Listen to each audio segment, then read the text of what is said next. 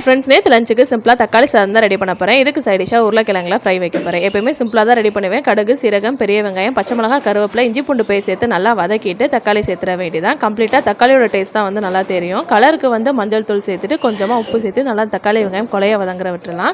Side by side வந்துட்டு உருளைக்கிழங்குமே வந்து நான் கட் பண்ணி எடுத்து வச்சிட போகிறேன். எங்கள் வீட்டில் வந்து பெரும்பாலும் இந்த பட்டை கிராம்பு ரொம்ப ஸ்பைசஸ் போட்டு வந்தால் வந்து பிடிக்காது. அதனால் வந்து மேக்ஸிமம் வந்து அந்த மாதிரி வந்து ரெடி பண்ண மாட்டேன்.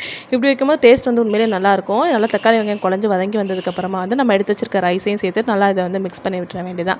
அளவு தண்ணி ஊற்றிட்டு ஒரு 3 விசில் வச்சிருக்கணும். சூப்பராக வந்து ரெடி ஆயிரும். ஆதித்யாக்கு ரீசெண்ட் டேஸில் உருளைக்கிழங்கு ஃப்ரைனா வந்து போதும் ரொம்பவே வந்து பிடிக்கும். அதனால் அவனுக்கு வந்து சாம்பார் எது வச்சாலும் சரி இப்போலாம் வந்து அதை வந்து ரெடி பண்ணிடுறது. குக்கர் விசில் போனப்புறம் பார்த்தீங்கன்னா நல்லா இந்த மாதிரி தான் நல்லா எல்லோ கலரில் சூப்பராக இருக்கும் டேஸ்ட்டு. கம்ப்ளீட்டாக வந்து நமக்கு தக்காளியோட டேஸ்ட் தான் வந்து நல்லா தெரியும். ஆதித்யாக்குமே இது பிடிக்கும் அப்படின்றனால வந்து எப்பயுமே வந்து இந்த மாதிரி வந்து ரெடி பண்ணிடுறது. குட்டி பசங்களாம் விரும்பி சாப்பிடுவாங்க. ஹாட் பாக்ஸில் போட்டு வச்சுட்டு ஹஸ்பண்ட் வர வரைக்குமே நல்லா வந்து சூடாக இருக்கும். அவ்வளோதான். இந்த வீடியோ பிடிச்சிருந்தா ஒரு லைக் பண்ணுங்க. நாளைக்கு வீடியோவில் பார்க்கலாம்.